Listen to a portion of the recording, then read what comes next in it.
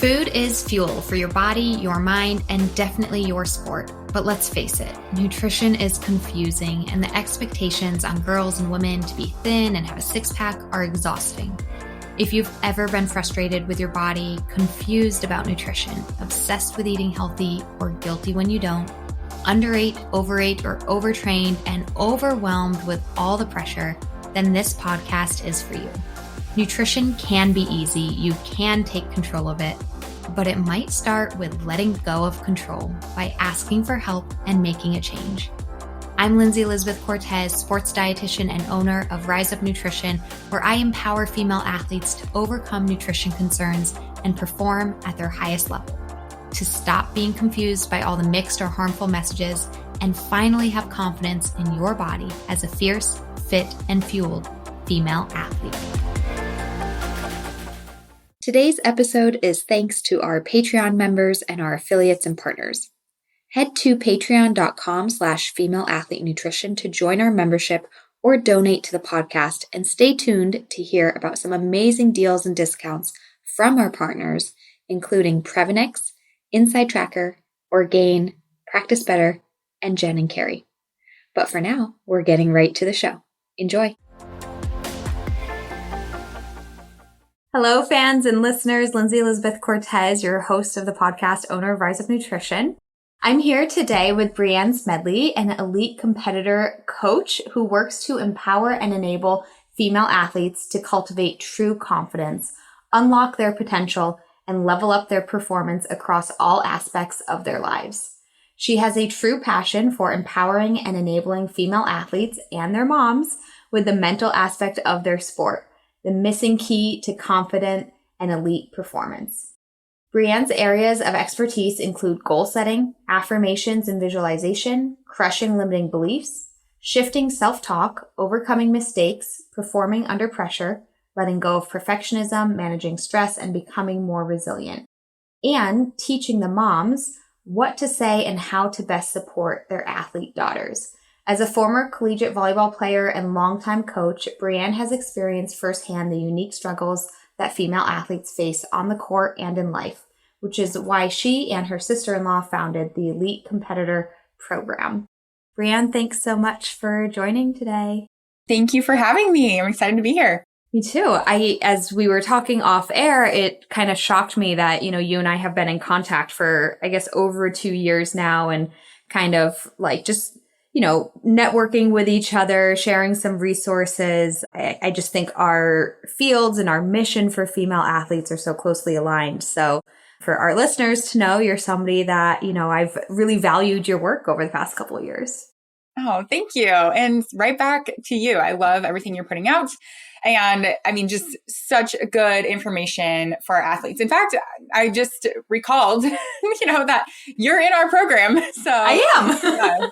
Yes. Yeah. Lindsay recorded a really awesome nutrition segment for how to fuel properly for female athletes inside our signature program. So yeah, our athletes get to benefit from your work all the time. Yeah, I know. Yeah, it was great to just collaborate on that a little bit. And yeah, something that there's so many programs, just like in my nutrition program, we have a mindset coach because, I think you have to do the program that's, getting the, what's your main problem? What do you really need to focus on? But it's like, as you're working on your confidence, you want that nutrition help because we can get confidence from our nutrition. Or as you're working on your nutrition, you might need that confidence help along there, right? So it's awesome that we've been able to kind of share resources. Actually, to dive into this conversation before focusing on your work and how you help athletes and their moms, I would love to just hear more about your athletic background and volleyball. And you played that in college. Mm-hmm. Yeah, where did you play? Yes, I mean, volleyball was kind of my main sport love, but I played a lot of sports in middle school and high school, like most athletes. Really started to get interested, get good at volleyball, and kind of the whole underlying reason why we have our business. My sister-in-law and I run our company together is because through that sports journey, I experienced a lot of what athletes experience on a normal basis, like pressure, nerves, anxiety, not feeling good enough, all of those things that every single athlete experiences, but don't really talk about. And especially when I was in high school, like no one talked about it. Like I literally thought I was the only one. And as a result of that, actually, by the time I was a senior in high school, I was getting pretty good at my sport. I was getting recruited. And I actually decided to quit playing because it was like too much, in my 18-year-old brain at the time. I was like, I feel tons of pressure to like go play at this next level. And I don't even feel like good enough to be at that level, even though I was being recruited by like really great schools. And I was like, I would rather like deal with the disappointment right now of letting people down than like go to college and not live up to their expectations. Like these are all the internal things going on in my head. So I told my parents, like, I just want to be a student and I'm going to go to college and be a student. Obviously that is not how the story ended. So I went to college, but went to a college that had a phenomenal volleyball program. And like, that was kind of coincidence, but they ended up being in the national championship that fall. And I was like, oh my gosh, I totally miss this. I wish I could be a part of it.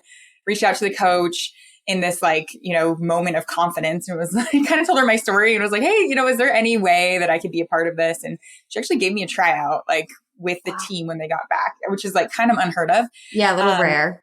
Yeah. And she actually offered me a walk-on spot on their team. This is like a Division II college, one of the best in the nation. And I was like, yes, I don't care. You don't need to pay me a dime. I'll pay you to be a part of this. And it really changed my whole like trajectory because being a part of that program and playing under this coach, she actually prioritizes the mental game. We had resources around sports psychology. I got so interested in it that I started studying it as part of my undergrad. I learned techniques around how to manage like anxiety, fears, like I was, not alone in it. And I got to kind of experience a little bit of this, like how training your mind can actually impact how you show up in your sport. Mm-hmm. And I started enjoying volleyball again. The pressure was still there, but I knew how to navigate it. By the time I was a senior, I was a full ride scholarship athlete. Awesome. And was just loving it. Yeah. And so I graduated, got into coaching right away, as many do. I was a teacher. And as I was starting to coach my girls, I was like, oh, I recognize this. Mm-hmm. They were experiencing the same things I was. And I'm like, okay, so I know how to do it for myself, but I don't necessarily know how to teach this stuff. And so about 5 years into my coaching career as a head volleyball coach, I was like, we got to figure this out. So I went, sought out like resources. I got certified as a positive performance mindset coach. And again, drew on kind of my undergrad in kinesiology and sports psychology. But I finally was like, I want to provide this aspect of training for my athletes. Mm-hmm. And so I did. They were kind of like, my teams were like my guinea pigs in all of this, and they loved it. They ate it up. I've been doing it with my teams for about 5 years, and then also created a whole business out of how to train an athlete's mental game. Yeah. So that's what I do now. And we also work with the moms because we also found like, as we created a program for athletes that like there was a huge missing piece in this. And that was the parent and parental support. Mm-hmm. Like the athlete can be working on this and then the parent's telling them something different, or the parent actually doesn't really know how to support their daughter because they're like, she's going through all of this and I don't know, there's no like handbook in all of that. So that's what we provide, is really a guide and a handbook for parents on how to best support their daughter's sports journey so they don't quit if they don't actually want to. Right. And I think for the parents too, like my perspective on this is either our current, like thinking about our youth athletes, high school, college athletes right now, either their mothers might have also had confidence issues in sport and we didn't have the resources then. So then, the moms themselves might be recognizing, oh yeah, like I struggled with this too, but not knowing how to support that. Or frankly, like women in sports is so different now than it was 20, 30, 40 years ago. Like I think our female athletes are experiencing something that their parents, mothers specifically, maybe just didn't experience when it comes to sport. The level of training, the opportunities, first and foremost, are so much greater, which is amazing. But with those opportunities comes, a higher level or pressure that, again, maybe the moms just don't necessarily understand because they didn't go through that themselves. Yeah. No, you're spot on. There's kind of like camps. I would probably add a third camp in there of parents and moms who didn't play any sports. Mm-hmm. And they're also like, okay, so now I really don't know what to do. And honestly, like it's kind of better for some of those athletes who have parents who didn't play their sport because they're like, there's really no pressure. Like my mom actually doesn't Yeah, the ones that actually play the sport or coach the sport, we find that they have a really hard time not jumping in and coaching and like adding like some underlying expectations, or even if they don't verbalize expectations, their daughters are picking up on like, well, my mom played this sport, so I should be good at it. And it's just like these underlying things, and all of this can happen, and it's very normal that it does. But if there's no like tools on how to navigate it, then we're just kind of lost, like letting all this happen to us. So, yeah. Mm-hmm. Different, but I was just thinking, reflecting on my own journey, and like my dad was my coach in soccer, and then he himself was like a runner. So when I did track and field, there was just like, kind of, he just kind of was a coach in many aspects of my life. But when I was younger, or until the end of high school, my main sport was gymnastics, which he knew nothing about. And that was actually really nice. Like, as much as I really appreciated him being my coach in certain aspects, the sport that he knew nothing about was a nice, like, he didn't add the extra pressure on me on that sport, because that sport already had so much pressure. I mean, lots of sports do, but that one already had so much pressure. And I think if I had the added pressure of my dad trying to coach me there, that would have been really challenging. So it was kind of good that he didn't know any. It's not that he didn't know anything about it. He learned about it because I was in it, but he didn't have that firsthand experience. Yeah. Oh, no, totally. I hear that all the time. So that's awesome. Another thing I love about your personal story is, and I don't know if you know the statistic on this exactly, but it's definitely above 50%. I think it's like 52% of girls in sport drop out by age 17. And part of that is naturally like high school ending, but also like there's so many ways in college, even if you're not on a NCAA team across any of the divisions, but there's recreational sports and things like that. But girls just drop out before age 17. And those are the girls that are already in sport. Never mind like how many girls don't even do sports to begin with. But I think in your case too, your story, that was very similar of like, okay, getting through high school was probably, challenging enough, and the sport pressure. And then so it was just like, I just can't handle this anymore. And I think a lot of girls experience that. In your journey, though, what's really, I think, empowering is that idea of stepping away from it did make you realize how much you did love it and miss it. And I think that's important for people to recognize, like, even though we don't want you to drop out of sport, that sometimes if you do need to take a break or step away to figure out what's truly important for you, like, that's totally okay. And you'll figure it out. And if volleyball wasn't your love, maybe you wouldn't have gone back, but you realized like it was. It's that like distance makes the heart grow fonder, right? Totally. So it's okay. It is okay to take a break. I know people hate that word quit, but it's like, it's you figuring out what's important to you.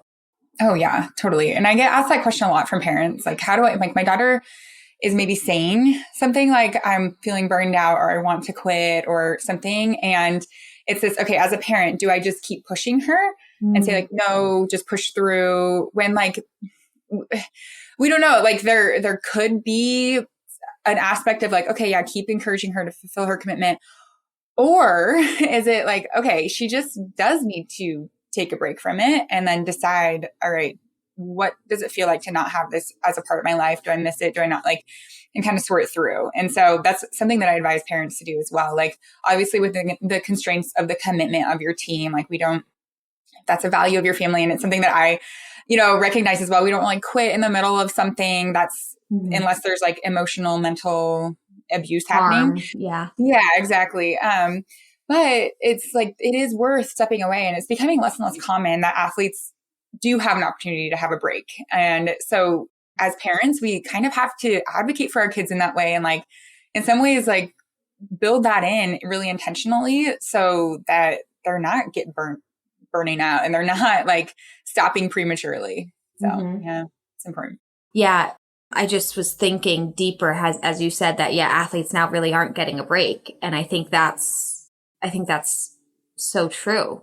There's, it's, you jump from one season to the next, then even thinking of the high school and college athlete that should have a summer break, but no, they have their summer training programs and they're really not getting that break. And so I think that's really important. Yes. As a parent, you want to guide your child to value committing to something, seeing things through, working through the tough times, but also thinking ahead and establishing those time periods for a break or for rest time, because it might not be as easily built in as it used to be. Yeah, definitely. Exactly. And that can be something that kids look forward to too. It's like, okay, I can work through this knowing that there's a break on the other side. Mm-hmm. Yeah. And also, I just want to comment one more time on your personal journey, how amazing it was that so you came back to it. You had despite leaving sport because of lack of confidence, then you had the confidence to reach out and like do open tryouts, and you built yourself up with the help of great coaching and a great team over 4 years, and then eventually even got a scholarship out of it. Like, that progression is just so awesome. I love that story. It's as your confidence built, like your success built. Mm-hmm. Really. Yeah, I know. And I'm like, look back and I'm like, gosh, what came over me to even like want to reach out? I'm like, that makes me nervous even right now. Like as an adult, like thinking about that. But I'm like, gosh, if I wouldn't have. And I tell that story to athletes too, that I'm like, what, like 30 seconds of courage could get you, Yes. or just trying. And I remember I talked to my mom about that. She's like, well, the worst she could do is say no. And I'm like, right. That's true. That's true. Right. Yeah. This might not be the best advice for really anxiety prone people, but I do also use the question of what's the worst that can happen? And in that situation, it's like, the worst that happens is they say no, and I'm in the same spot that I was 30 seconds ago. So I love that idea of what could 30 seconds of courage do for you. Yeah. That was a great line. It paid off in that situation for sure. Yeah. Amazing. Hey fans, I hope you are enjoying this conversation so far, and we'll be back to it in just a moment. But first, I want to pause and let you know that this episode is brought to you by the Female Athlete System of Transformation, aka the Fast Track, to overcome disordered eating and use food as fuel to perform at your highest level. The Female Athlete System of Transformation is my unique program and proven systems to guide female athletes to understanding and implementing the proper nutrition for their sport, life, and health. Myself and my team of registered sports dietitians work one-on-one with clients to address their unique needs and counsel them through the nutritional and behavioral changes needed. Many female athletes who resonate with disordered eating, mental guilt around food and body, relative energy deficiency in sport or female athlete triad, amenorrhea, repeat injuries due to negligent nutrition, or frankly, just a lack of knowledge and understanding on their fueling needs, have seen incredible success in the Fast Track. After years of working as a sports RD, I've compiled the most effective ways for female athletes to learn nutrition, be supported, be challenged, and ultimately find their success with fueling as fast as possible. So don't wait another day. Get to your goals faster by joining the Female Athlete System of Transformation. Look in the show notes or head to the website to book a free call and learn more. Okay, now let's get you back to the conversation. Enjoy. So thinking about the female athlete themselves and kind of major confidence killers that might happen throughout an athletic career, what would some of the top like confidence killers be that either the athlete's seeing or the mother or parent is recognizing in their child athlete? Yeah, I actually did a poll like in our community from both the athlete perspective and the mom perspective, and they were kind of aligned. Like the way that athletes and parents articulated like what is impacting their daughter's confidence may have been a little different, and it was actually kind of in line with what we see through the research as well. And one of the top confidence killers in athletes is unrealistic expectations. It's kind of like the bucket that we put that in, and that includes perfectionism. It includes, those high achieving type A athletes. I definitely was, that kind of have this propensity to want to have everything like perfect in line, maybe even like not even trying things because of the fear of failure. Yeah. Like don't want to like always kind of looking outward on like what people are thinking, really attaching their identity to what they do and their performance. And so that kind of goes in that bucket of like perfectionism, unrealistic expectations, and being super hard on themselves. So I'd say that's one. We can dive further into these, but that's one. Yeah. Two is unable to navigate like I would say mistakes. Like athletes particularly honed in on mistakes, but really the broader thing is like just challenges in their sport. And so kind of like what I was saying in my story, there are normal things like when you sign up to play your sport or you like check the box that you're an athlete, pretty much guaranteed that you're going to hit up against things like really hard training days when you're not motivated, mistakes because you're trying new things, like failure in front of a lot of people, right? Mm-hmm. Injury, like all of these things that are like, okay, it's not, will this happen? It's going to, it's like guaranteed. And so not having the tools, like athletes typically, like they're not actually taught these things, but they're expected to know how to do them. So we hear moms saying things like, just be confident or just relax, shake it off. It's like, if I could be confident, I would. Like, if I could just relax, I would. And so unable to just navigate like the normal experiences. So something as simple as like a mistake that happens all the time is now not just a mistake. It's a mistake that leads to like 2 or 3 mistakes and then a downward spiral of negative self-talk. And then like beating themselves up and then bad performance the next time because they're still in that space. And so that is a huge confidence killer too, is that like, just can't really navigate normal parts of being an athlete. And then the third one was a big bucket, and that's toxic or negative teammates and coaches. So there's this huge kind of umbrella of like negative teammates, negative coaches. And we go into that a lot in our program because it's also one of those things that's kind of a non-negotiable. Like you're going to likely have coaches in your daughter's career that she doesn't jive with.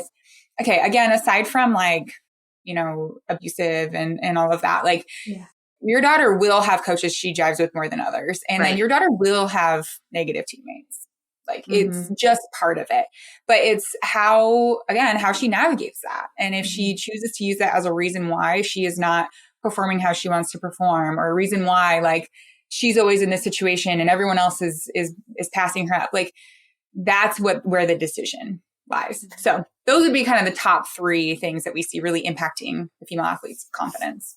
Yeah, that last one is interesting because like you said, there's certainly a category for abusive relationships, but even aside from that, it's just like functioning socially on a team. There's cliques and there's people that like, you really like and people you're meh and people it's hard to be yourself around. There's drama that happens.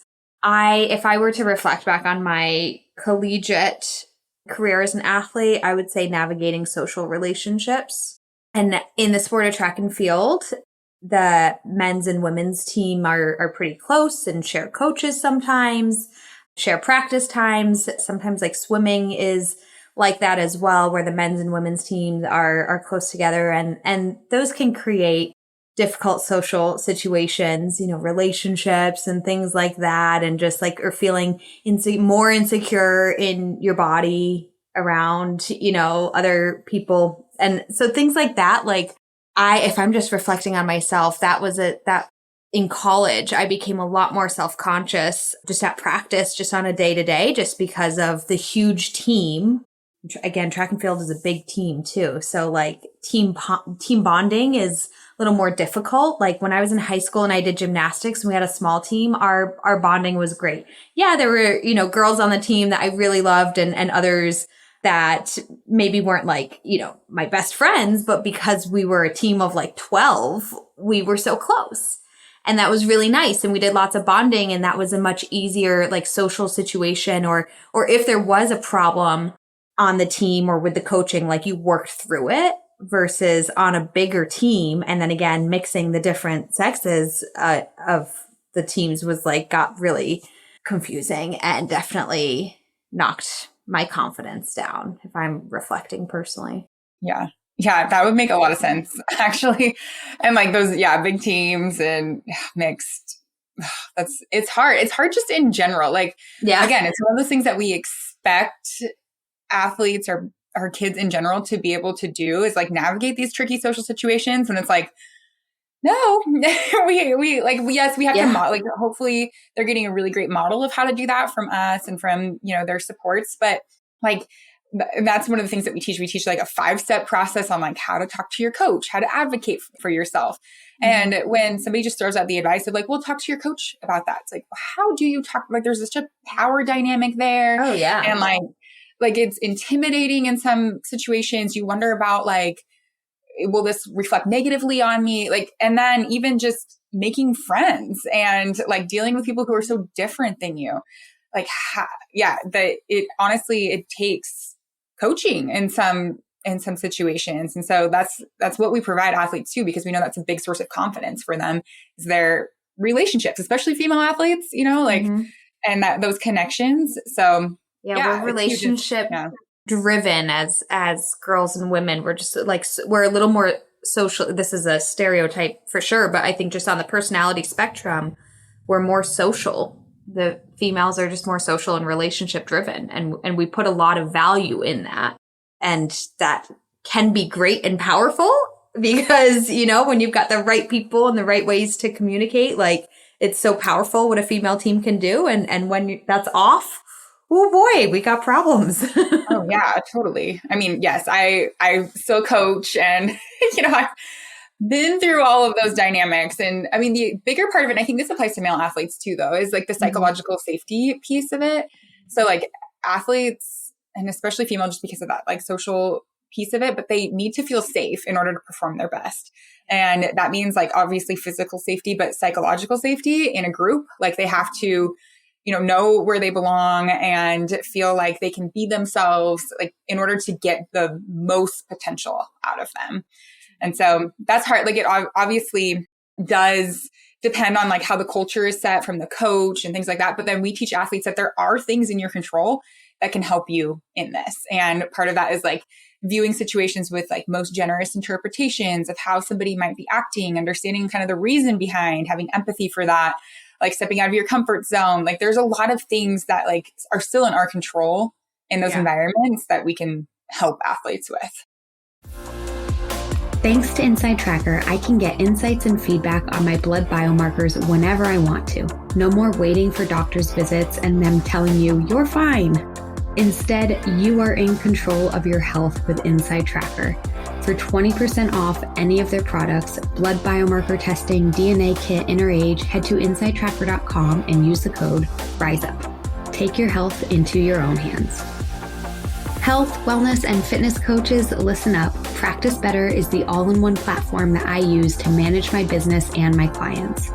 From client scheduling and messaging, hosting sessions, taking notes, creating modules, invoicing, telehealth, building reports, and more, Practice Better is the better way to manage your practice as a nutrition or health or fitness coach. Look no further. Use the link in our show notes and use the code RISEUP20 for 20% off your first 4 months plus a 14-day free trial. I've been using Practice Better since the inception of my business, Rise Up Nutrition, and I couldn't be happier. Again, the code is RISEUP20, all caps. Use the link in our show notes for 20% off your first 4 months and a 14-day free trial. Let's get back to the episode. So Breanne, speaking to parents and mothers directly, what are some tips for them as far as how to raise a confident athlete? We know now what the main confidence killers are. So what are some ways that they can ensure as parents that they're fostering a confident athlete that, as you know, too, then develops into just a confident person and, woman? Yeah, it's a great question because there's also some relief around this whole idea of like when parents are seeing their athletes compete and maybe not like playing to potential and they're like, oh man, she's really struggling with like, coming back from mistakes or she's not playing to her potential and all of this. We often go to like, okay, how can I fix her? Like she needs all of this. And yes, like part of this is her. Like that's why half of our program is for the athlete and the other half is for the mom. But then there's also a lot that moms can do to kind of like not feel like you have to fix her or anything. Like there's a lot that we can change just by changing ourselves and how we approach our daughters, how we talk about ourselves, how we talk to them. And so we say that there are two main roles that the mom, when I say moms, but really it's like parents, caretakers, like the mother-daughter relationship is sort of unique. So we lean into that a little bit, but really this applies to like all their parents, is we shape the environment and we provide the opportunities. And so we say you shape the environment in two main ways, through your nonverbal communication and your verbal communication.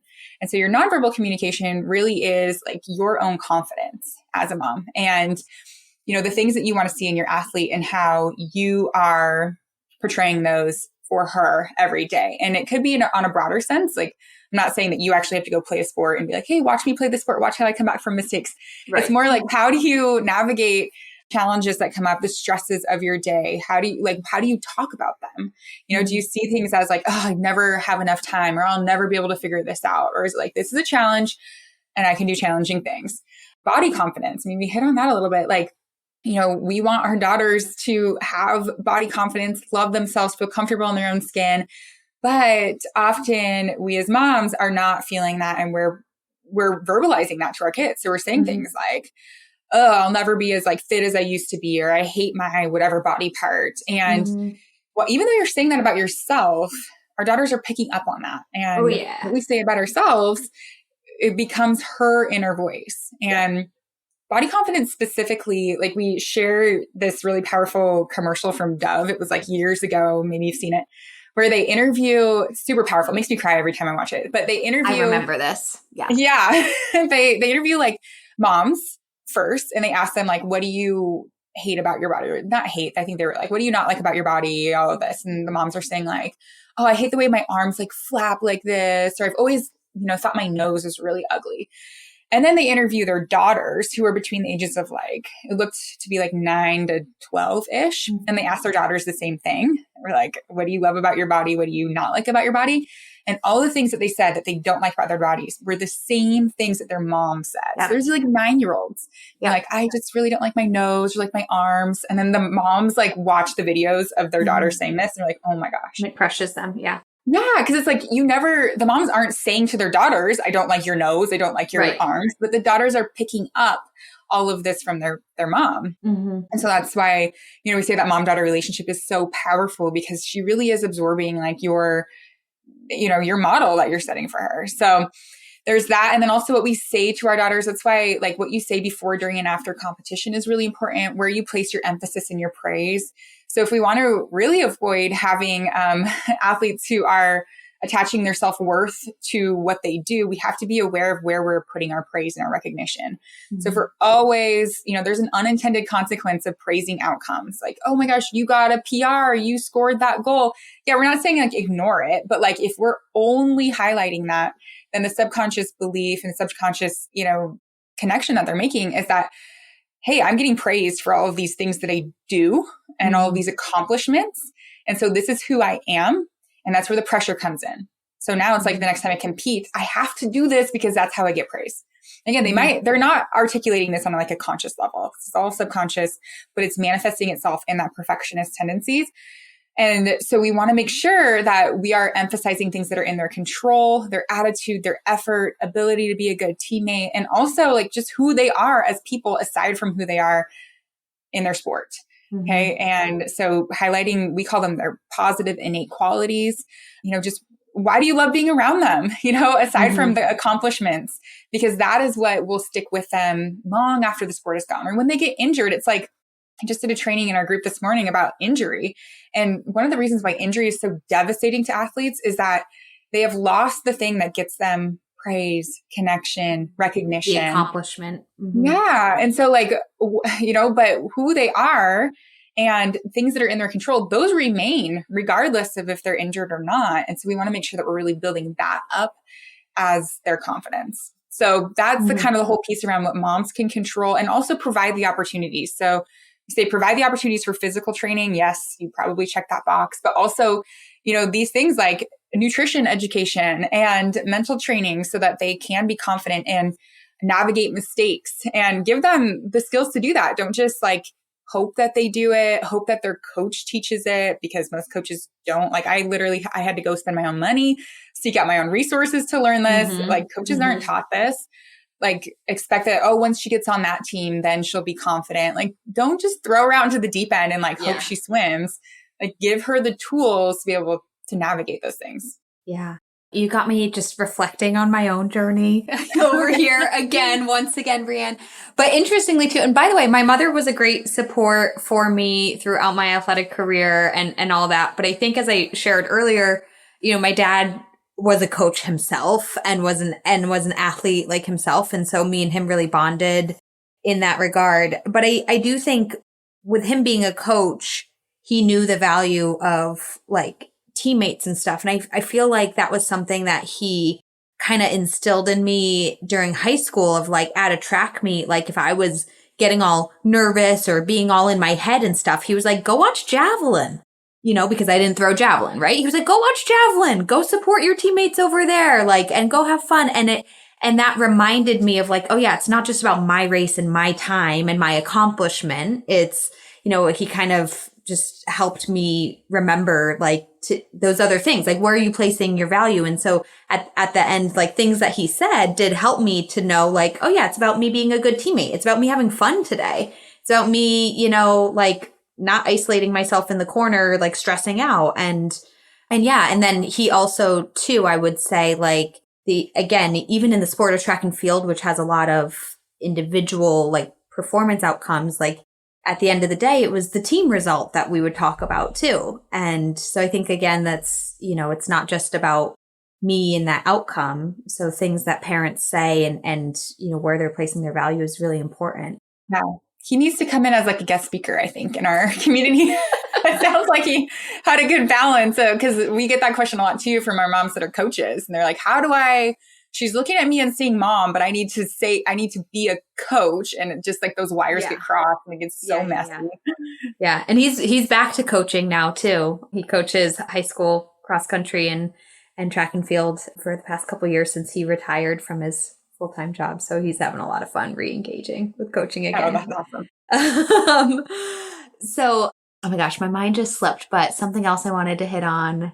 Oh, the body image stuff. I wanted to hit on that again because I see that all the time. I literally on Tuesday had a group call with my alumni girls and we in my alumni program. So there are people who have done a program and continue to work with us here at Rise of Nutrition.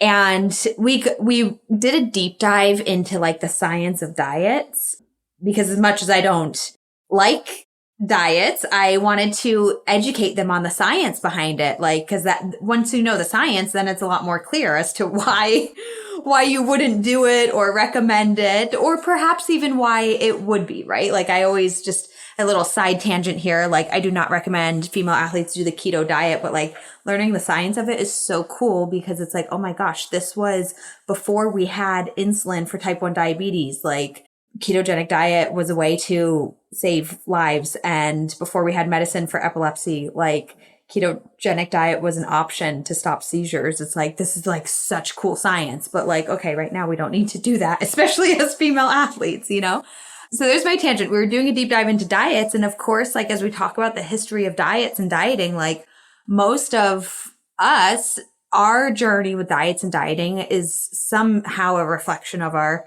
mother's journey with diet and dieting. And I asked a question at this call. I don't know. We had 20 girls on it. And I was like, raise your hand if you feel that some of your nutrition struggles stem from your mother. And every single one of them raised their hand. Oh, man. Ugh. Yeah. And very often that nutrition struggle stems from a body image struggle, a body confidence struggle, just as you were, expressing as well. So the importance of mothers, one, I think, find that for yourself because you deserve to have confidence in yourself, in your body, your nutrition, and then being so mindful of how it impacts your daughters. And also just if you give yourself a moment, probably you'll recognize that your own mother influenced your journey in some way too. And that's why it's so important to try and stop that cycle. And it's just crazy, isn't it? It is. Yeah. And my mom and I have actually talked about that since then. It's like it's been good for our relationship, but it was definitely hard. Because there were times where like I've definitely been influenced by my mom and kind of watching her diet growing up and not just diet, but even say things like, a moment on the lips, a lifetime on the hips. Right. Like, Right. Stuff like that, or even like commenting on my body a lot in what she thought was a very positive way. She would always comment on like what I looked like, and it was positive, but then that made me absolutely associate like my physical appearance with like her recognition. And if she didn't say something, I was like, oh no, did I like gain weight or something? She's not commenting on my body right now. Or fear your body changing because you got the positive comment when you looked, a certain way. What if it changes? Yeah. Stuff like that my mom, like, thank goodness she's been so open and great about it. She's like, wow, I didn't know. I thought I was just trying to like encourage, I thought it was a really good thing that I was saying. She's like, but now I totally see how that like has linked to some of this body confidence that I've, struggled with as an adult, and in and out of diets and stuff like that, for sure. Cause that's kind of what I saw and what I thought was like what you did as an adult. Right. Yeah. And even though it's sad, it's also, as you said, it's a reflection of the strong bond and relationship between a mother and daughter. That's how powerful the relationship is. So even though it's can be sad that, oh my gosh, if you as a parent are, speaking poorly on your own body, your own daughter's picking up on that. It's also can empower the moms of, well, if you can be mindful of that or work towards improving that, like you can positively impact your daughter because that bond is so strong. So it is. And I mean, they're getting so much from like media. It's not all on us as moms. Like I don't, that's a ton of pressure. So like, yes, there's so many other influences. We want to make sure that like the influences we can control are the ones that are sending positive messages for sure. Right. Absolutely. Well, Breanne, this has been really fun talking with you about, I loved everything that you shared. And also, as I brought up, I was like doing a lot of self-reflection at the same time. So you are on Facebook and Instagram at Elite Competitor Coach. Yes. Again, your programs are for the athletes and supporting the parents. And so is it, both parents and athletes can reach out to you and benefit? Mm-hmm. Yeah, absolutely. And for parents, if you want to just kind of get going with how to strengthen your athlete daughter's mental game, like what's in your control, how you can best support her, we have a free training at trainhergame.com. So if you go to trainhergame.com, it's our free training. It kind of gives like those foundational first steps on how to build a strong mental game in your daughter. And that's also where we talk about our program, the Elite Competitor Program. So you can kind of get both there. Yeah. Mm-hmm. Amazing. Sounds awesome. I hope everybody goes and checks that out. If what Breanne is talking about today is something that you or your daughter needs. And Breanne, we end every podcast with some fun questions. So you ready to play? Yeah, I didn't know these questions. So this is really going to be off the cuff. Yeah. Supposed to be kind of quick questions. Okay. If there's one food you could eat every single day for the rest of your life, but never get sick of it, what would it be? Sushi. That's a good one. And it's actually quite a popular one. Oh, really? Okay. Yes. Yeah, I love it. What's your favorite sport to participate in? Currently, it's pickleball. Oh my gosh, fun. Or CrossFit. I do CrossFit and that's fun, but also not fun at the same time. Pickleball's fun because I can only improve. When I play volleyball now, I'm like, it's like a slow decline. Oh. Pickleball's like, I'm just starting out. I can only go up from here. Yep. I love that. I love the hope for the future. Yeah. How about as a spectator? What's your favorite sport to watch and be a fan of? Let's see. I would say football. Pretty standard answer there. My husband's a football coach, so. Oh, okay. Oh, you're both coaches. A little invested. Yes. Yeah. Invested there personally. Okay. And then last question. If there's a female athlete out there that you want to give a shout out to for being an inspiration or role model for any reason, somebody in your personal life or well-known, more professionally, who would that be and why? Oh, gosh. I mean, there are like, professional athletes that I've been impressed by and stuff, but I would say like on a personal level, it's probably my college volleyball coach that I was telling you about. She formerly played at University of Washington. So, but just like as a person and what she has instilled in me and how she's impacted my confidence, we still have a very close relationship. And again, like I said, I was a walk-on. I was like a nobody on that team. But she made me feel like a somebody. And that's just the power of like having a really strong coach and a strong influence that continues to impact you for years and years beyond. So yeah, her name's Diane. Diane. And I love that you guys still have that relationship, and she really did shape you, not only giving you that athletic opportunity, but like, look what's come of it with you, building your confidence and then building this into a business as well and helping other people. So shout out to Diane. Yes. Well, awesome. Thank you so much again for doing this today. It was fun. And we will include links to your website and your social media and your free training in our show notes. Awesome. Thank you again, Lindsay. Well, everybody, thanks for listening. I really hope you enjoyed that episode. And if you did, if you are a true fan of female athlete nutrition, then I would love if you could support our podcast by spreading the word. Share a review on your listening channel, give us 5 stars. It really helps get the word out and get the show more views to positively impact others. Also, you can support the podcast by joining our Patreon. Head to patreon.com/female athlete nutrition to consider a donation, or even better, join our membership where you get extra monthly content and perks. We don't want you to simply listen alone. We want you to be a part of a community and a movement of fierce, fit, and fueled female athletes. So patreon.com/female athlete nutrition is where you can do exactly that, learn more, and join. A huge thanks to our affiliates and partners as well. Once again, Prevenix, Insight Tracker, Orgain, Practice Better, Jen and Carrie. Please go check them out, and their links in the show notes where you can get deals and discounts. Last, be sure that you do more than just listen. If you need help with fueling, it's time to take action. Head to my website to learn more. You can either book a free call with me to learn more about our coaching programs and how we can work directly with you, whether it's the fast track or otherwise.